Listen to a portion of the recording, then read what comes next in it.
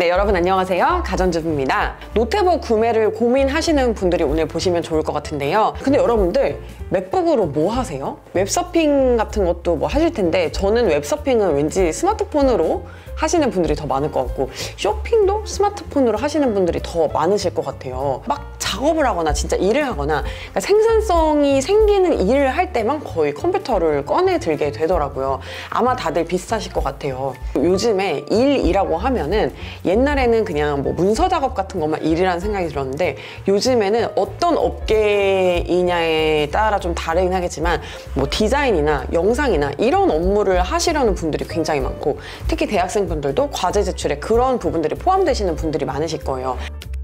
여러분들이 많이 쓰시는 기능들을 필요로 하는 그런 유저가 아닐까 해가지고 네, 이렇게 모셨습니다. 안녕하세요. 안녕하세요. 네, 컴퓨터로 하는 일은 뭐 간단한 쇼츠를 편집을 한다든가 뭐 가족 브이로그 이런 거를 이제 추후에 올릴 계획이 있어가지고 그런 간단한 영상 제작을 하는 거, 뭐 FHD 정도의 사이즈를 스마트폰으로 찍어서 편집을 하는 거, 그거를 이제 목표를 하고 있어요. 맥북은 아예 한 번도 사용을 안 해보는 거잖아요. 네.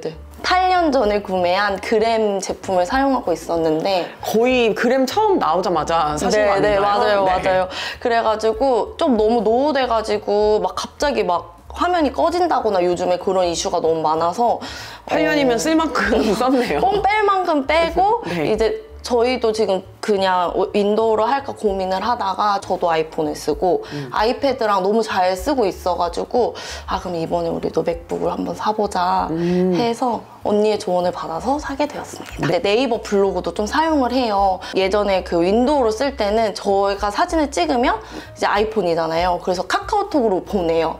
이제 컴퓨터를 켜가지고 카카오톡을 제가 아이폰으로 보낸 카카오톡을 파일을 다운받아서 그래서 이제 블로그를 쓰니까 너무 이게 불편한 거예요. 결국에는 진짜 이것 저도 느낀 건데 에어드롭이 진짜 혁신적이긴 한 것 같아요. 공기화도 되니까 바로바로 이제 사진이랑 이렇게 할 수 있어가지고 그게 제일 편해서 남편을 꼬셨죠. 그러니까 결국에는 이 스마트폰을 아이폰을 썼기 때문에 윈도우가 아니라 맥을 선택을 하게 된 그런 거잖아요. 자, 그러면은 윈도우만 쓰다가 지금 맥을 처음 써보신 거잖아요. 한 일주일 정도 사용을 하신 것 같은데 어려움은 없었나요? 아 나름 저도 30년 넘게 윈도우를 사용하고 노트북을 사용했던 사람인데 다시 약간 컴맹이 된 것 같더라고요. 모르겠는 거예요. 그리고 아이패드를 주로 썼다 보니까 계속 화면을 터치하는 거예요. 이제 스토어 가가지고 막 이제 유튜브도 다운받고 네이버 블로그도 다운받고 해야지 했는데 안 나오는 거예요. 아 앱이 없다고? 앱이 없는 거예요. 막 프로크리에이터도 되겠지? 하고서는 했는데 앱이 없는 거예요.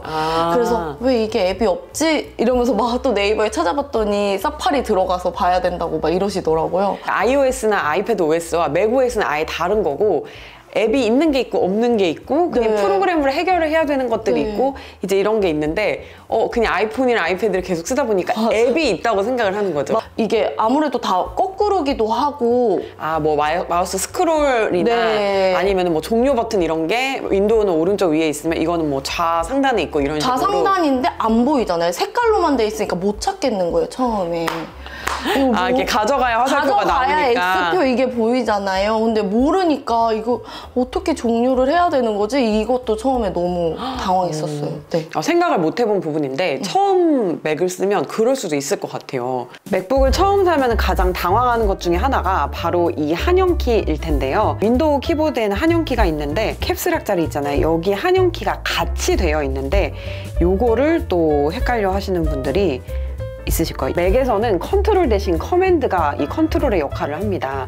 그래서 이 위치가 다르기 때문에 이것도 많이 헷갈려 하시고 그리고 Alt는 보통 옵션으로 대체가 돼요. 윈도우랑 맥은 반대로 되어 있는 게 많습니다. 그 중에 하나가 바로 이 종료, 최소화, 최대화 버튼일 텐데요. 그냥 이렇게 빨강, 노랑, 초록으로만 되어 있는데 닫기, 최소화, 최대화 버튼이 이렇게 나오거든요. 최대화도 오래 누르면 뭐 이런 식으로 해가지고 좌측의 배치, 뭐 우측 배치 이런 것도 다 설정을 할 수가 있거든요. 그리고 해두시면 되게 좋은 설정 중에 하나가 핫코너라는 것을 설정을 하시면 되는데요. 핫코너 단축키로 들어가서 좌하단으로 갔을 때 화면 잠금을 한다. 뭐 이런 식으로 설정을 해주잖아요. 자, 그러면 자, 이렇게 화면 잠금이 된다든가 좌하단으로 갔을 때 데스크탑으로 돌아가기 뭐 이런 거를 설정을 해주잖아요. 다른 걸 이렇게 보고 있다가도 우하단으로 마우스 포인터가 가면은 홈화면으로 돌아오는 이런 기능들도 있습니다. 지금은 맥북 라인업이 맥북 에어도 있고 맥북 프로도 있단 말이죠. 프로 모델은 아직 M2가 발표는 했는데 한국에서 구매는 할 수 없는 상황인 거예요. 이 중에서 굳이 맥북 에어를 산 이유가 있을까요? 사실은 이 부분도 되게 고민을 많이 했어요. 이번에 M2 에어가 성능도 그렇고 기능도 괜찮다고 하더라고요. 우선 가볍고 뭐 상품권 할인까지 20만 원 정도 할인이 된다 하더라고요. 그래가지고 고민 없이 바로 질렀습니다. 그리고 프로에는 요 미드나잇 요 컬러가 없어가지고 미드나이트 컬러를 구매하기 위해서 네. 성능 이런 거를 관심 있어 하시는 분들은 프로랑 에어 중에 어떻게 컬러가 예쁘다고 에어를 사지라고 생각하실 수도 있지만 실제로 많은 분들이 실사용을 할 때는 에어와 프로의 차이를 막 그렇게까지 막 따지거나 많이 체감을 못 하시는 분들도 되게 많아요. 하는 작업이 가벼울 경우에 맞아요. 그래서 그럴 때는 디자인도 굉장히 중요한 구매 요소가 되거든요. 저도 이 미드나이트 컬러가 되게 예쁘다고 생각을 해요. 솔직히 짐은 너무 잘 묻어요. 맞아요. 근데 실버나 스페이스 그레이 이런 것처럼 흔한 컬러도 아니고 그래가지고 아마 요거를 선택을 하신 게 아닌가 싶고, 그러니까 컬러 장사가 먹힌다니까요. 근데 맥북 에어에 들어간 M2보다는 M1 뭐 프로, M1 뭐 맥스 이런 것들이 더 성능이 좋은 건 맞습니다. 근데 일반 유저가 쓰기에는 뭐 가성비라든가 뭐 여러 가지를 생각을 했을 때 이게 엄청 구매에 중요한 요소는 아닐 수도 있는 거예요. 근데 M1보다는 M2가 신제품이니까 이걸 더 사고 싶다 이렇게 될 수도 있는 거고, 실제로 그런 식으로 구매를 많이 하시는 것 같아요. 그럼 혹시 사이즈는, 그러니까 아무래도 동영상 편집하거나 그런 일이 좀 있으면 큰 화면이 더 좋을 수 있잖아요. 근데 사이즈 고민은 없으셨나요?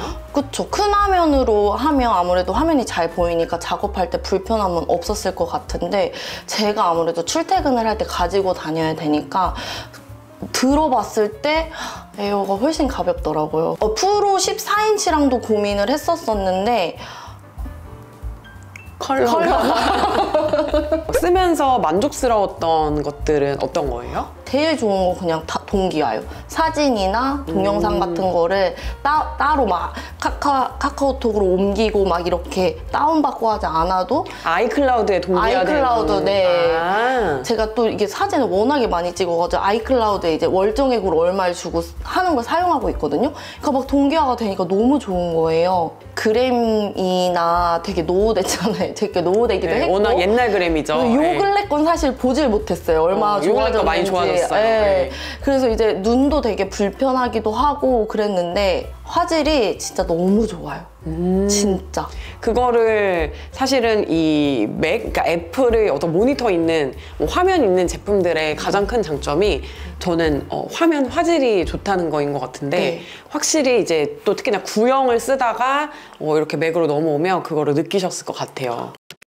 결국에는 스마트폰을 뭘 쓰느냐가 노트북을 쓸 때에도 요즘에는 뭐 카메라 기능 같은 걸 또 스마트폰으로 많이 쓰고 업무도 스마트폰을 많이 하니까, 그게 이제 뭐 에어드랍이 되든 아이클라우드로 연동이 되든 그 연동되는 그 생태계가 일단은 이걸 구매하는데 굉장히 영향을 많이 미친 것 같고, 또 쓰면서의 만족도도 그런 부분에서 느끼시는 것 같아요.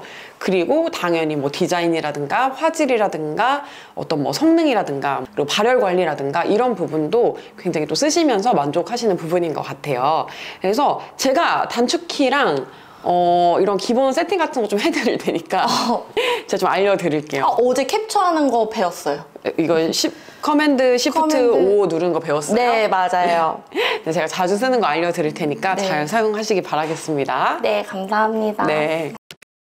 그리고 또 윈도우가 필요하신 분들은 또 윈도우를 맥에도 설치해가지고 쓰실 수 있기 때문에 이런 걸 모르셨던 분들은 또 참고하시기 바랄게요. 그래서 전문적으로 당연히 고사양의 작업을 하시는 분들은 맥북 프로, 뭐 M1 맥스 뭐 이런 거를 사시는 게 당연히 맞다고 생각이 듭니다. 무거운 프로그램을 쓴다라고 하면은 당연히 뭔가 에어를 쓰면은 조금 부족한 부분이 저는 느껴지더라고요. 그런데 그게 아니고 제가 앞서 말씀드린 이 정도 작업을 하시는 분들이 저는 일반적일 거라고 보는데, 그럴 때 내가 꼭 프로를 사야 되는지 에어를 사야 되는지 굉장히 고민되실 거예요. 맥북 에어라고 해서 성능이 에어하진 않아요. 그러니까 이 M1, M2 이렇게 애플 실리콘으로 바꾸면서 이 성능도 또 어마어마해지고 발열 관리라든가 뭐 이런 것들도 다 좋아졌거든요. 저도 실제로 이거를 반년 넘게 쓰고 있는데 성능의 한계 때문에 일을 못하겠다 이런 느낌은 없었습니다. 다만 더 부드럽고 원활한 건 당연히 프로가 그랬고, 저는 개인적으로 고사양의 작업을 하시는 분들이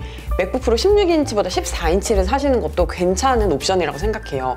왜냐면 밖에 나갈 때는 가볍게 들고 나갈 수 있으면서 집에서는 모니터랑 또 연결해서 쓰면 화면 크기는 그렇게 또 중요하지 않거든요. 집 안에서도 막 가만히 있지 못하고 자주 돌아다니면서 작업을 하는 저에게는 이 16인치 프로가 또 되게 잘 맞긴 했었어요. 노랑 PD님 이야기랑 이런 부분 다 참고하셔가지고 여러분께 맞는 제품 선택하시길 바라겠습니다. 네, 오늘 영상은 여기까지예요. 우린 또 다음 영상에서 만나요. 안녕!